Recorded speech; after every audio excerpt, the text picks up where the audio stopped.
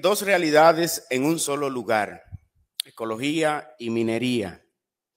En esta época, introduzco, en que se celebra el 6º aniversario de haber sido publicada la encíclica Laudato Si del Papa Francisco sobre el cuidado de la casa común, se eleva el debate sobre la ecología y minería, especialmente en países marcados por un alto nivel de pobreza, donde la explotación minera es defendida como un eje de amortiguamiento al flagelo de la pobreza y de la crisis económica que afecta a estos países, incluyéndonos nosotros, denominados del tercer mundo.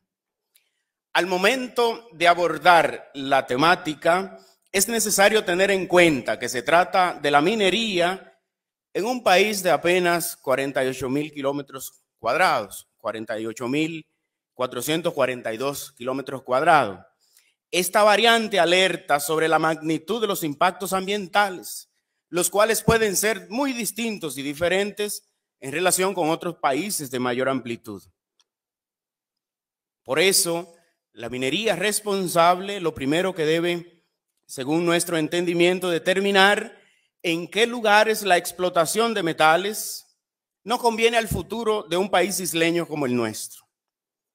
Entre muchos efectos negativos, se sostiene que la desertificación agudiza las bajas precipitaciones y la contaminación del recurso hídrico, lo cual se ha convertido en la principal preocupación en el momento actual. Incompatibilidad ecológica y minera en lugares focalizados. El tema central para avalar la incompatibilidad que se refiere la reflexión actual es lo que el Papa Francisco llama la cuestión del agua en la Laudato Si. El agua potable y limpia representa una cuestión de primera instancia porque es indispensable para la vida humana y para sustentar los ecosistemas terrestres y acuáticos.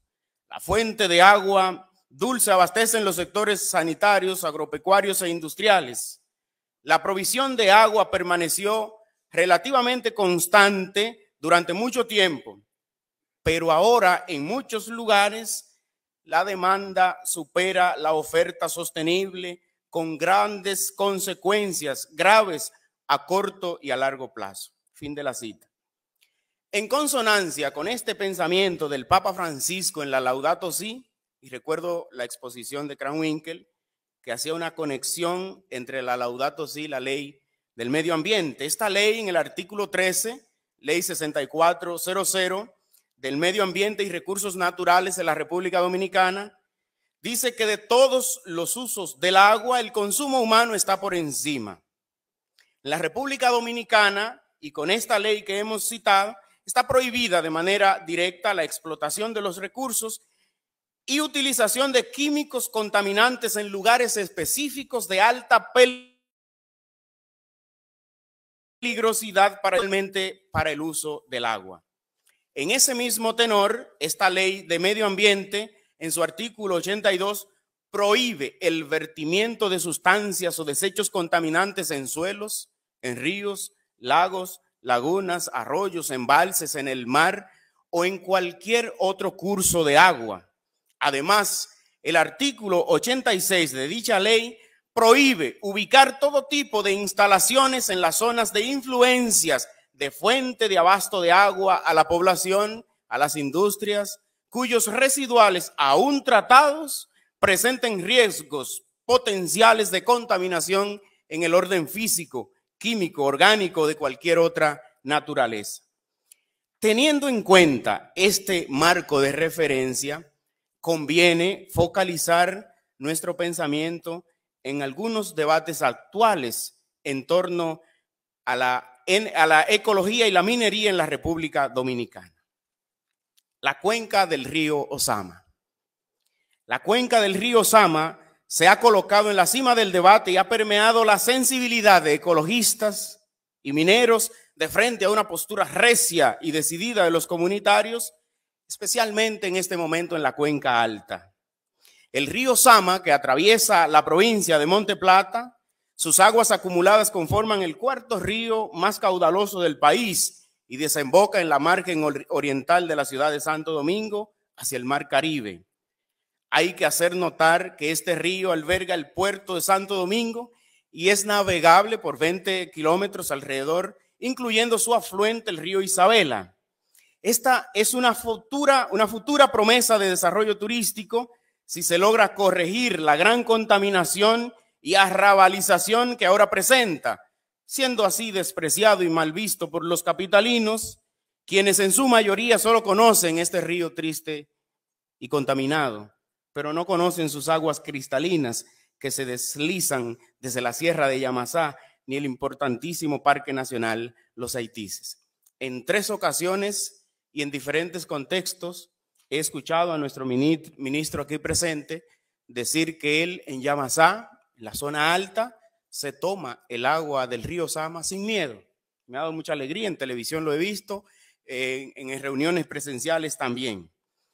La cuenca del río Sama, esta cuenca alta, que es la zona montañosa más alta de la Sierra de Yamasá, a ella pertenecen zonas verdes de suma importancia para el clima, para el equilibrio ecológico. La Sierra de Yamasá, donde se encuentra la Loma de los 7 Picos, allí la corriente de los vientos alisios deposita sus nubes y se crea así un clima favorable a las precipitaciones de lluvia. Allí se concentra la mayor pluviometría del país. De esta manera nosotros podemos concluir y decir que esta zona de la cuenca alta debe ser considerada santuario del equilibrio ecológico y medioambiental de la zona. La economía en torno a la cuenca del río Sama. La cuenca alta y media del río se identifica mayormente por la ganadería y la producción agrícola. Según datos registrados en la Asociación de Ganaderos y sin tener en cuenta miles de trabajadores campesinos que no están asociados en ninguna parte, allí se desarrolla y hay alrededor de 23.270 tareas destinadas al ganado de carne. Y la gran producción de cacao, especialmente en la Sierra de Yamasá, y distinguimos aquí los municipios de Yamasá y Peralvillo, según una investigación realizada por el sacerdote salesiano Francisco Batista, hay alrededor de 340.000 tareas sembradas y destinadas al cacao, a la producción del cacao. Y hay datos de que en la subzona de la región de Monte Plata hay alrededor de 391.000 tareas destinadas a la producción del cacao. Esto nos dice a nosotros que la cacaocultura en Yamasá y Peralvillo y en esta región da sustento económico a 26.817 familias. Es decir, que el cacao en estos 2 municipios emplea unas 9.143 personas cabeza de familia, poniendo el dato de que en una familia existen 5 personas. Así podríamos concluir que unas 45.715 personas viven especialmente del cacao, y esto sin mencionar el comercio y el trabajo de post cosecha. Viniendo un poco más abajo a la capital, en el río Sama, nos encontramos con el Parque Nacional Humedales de los Sama. En la comunidad de La Ceiba, del Distrito Municipal de La Victoria, allí se atesora este paraíso un poco desconocido por la población. Luego, el acueducto Barrera de Salinidad, que tiene su fuente en el río Sama y se encuentra en la comunidad del Naranjo, en la provincia de Santo Domingo Este, es el acueducto que abastece a los municipios Santo Domingo Este, al proyecto Ciudad Juan Bosch y también al proyecto habitacional La Barquita. Una pregunta importante, y aquí entonces llegamos un poquito al tema que nos ocupa. ¿Cómo unir ecología y minería en un lugar conflictuado? Yo he puesto la palabra conflictuado, pero dado todo lo que ha sucedido en la zona de Yamasá en los últimos tiempos, podríamos decir un lugar en crisis. La cuenca del río Sama se puede definir como un lugar en crisis social, un lugar de conflicto por el tema actual. El Papa Francisco describe este conflicto en el número 60 de la encíclica Laudato Si y afirma que suelen existir 2 polos. Por un lado están los que sostienen de una manera decidida el mito del progreso y afirman que los problemas ecológicos se resolverán con la aplicación de nuevas tecnologías, sin consideraciones éticas ni cambios de fondo. Por otro lado, se encuentran los que piensan que cualquier intervención solo puede ser una amenaza y perjudicar al medio ambiente, por lo cual conviene reducir o impedir todo tipo de intervención. Exactamente es lo que vemos que está sucediendo en nuestra zona, especialmente el tema Cuance, donde allí la empresa minera Barrick propone construir una presa de cola y así darle curso en seguimiento a su proyecto de expansión. El conflicto se ha agudizado al percibirse la combinación cuasi metamorfoseada entre gobierno y empresa, entre empleados de la empresa y funcionarios gubernamentales, donde casi es imposible distinguir el límite fronterizo entre una función y otra. Cuando esta realidad sucede, abunda el sincretismo que genera un vacío en los cauces informativos. Y como afirman los filósofos, la naturaleza aborrece el vacío, porque el mismo provoca que se abra una gran puerta a la especulación que también hace tanto daño en estos procesos de búsqueda de soluciones. Las condiciones que augura el Papa Francisco para el inicio del camino hacia la búsqueda de las soluciones posibles es la transparencia en los procesos de diálogos tan necesarios. Siempre hay una luz en el horizonte si hay transparencia, pero el Papa advierte en el número 182 de la Laudato Si que la previsión del impacto ambiental de los emprendimientos y proyectos requiere de procesos políticos transparentes y sujetos al diálogo, mientras que la corrupción que esconde el verdadero impacto ambiental de los proyectos a cambio de favores suele llevar a acuerdos espurios que evitan informar debidamente a la población. Si no hay confianza, no hay si no hay transparencia, no hay confianza. Y donde no hay confianza, se hace imposible dialogar de manera fructífera.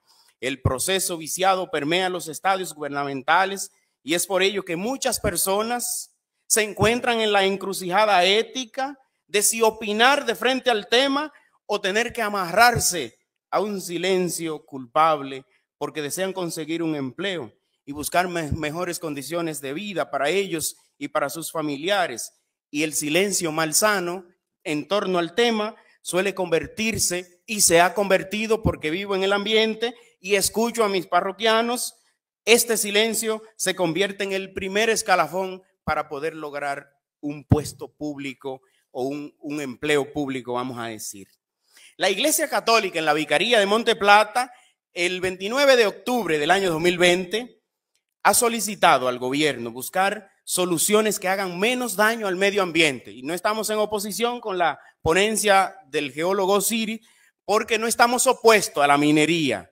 Aquí la recomendación con respecto a este tema focalizado es buscar una opción que haga menos daño al medio ambiente, especialmente al río Sama.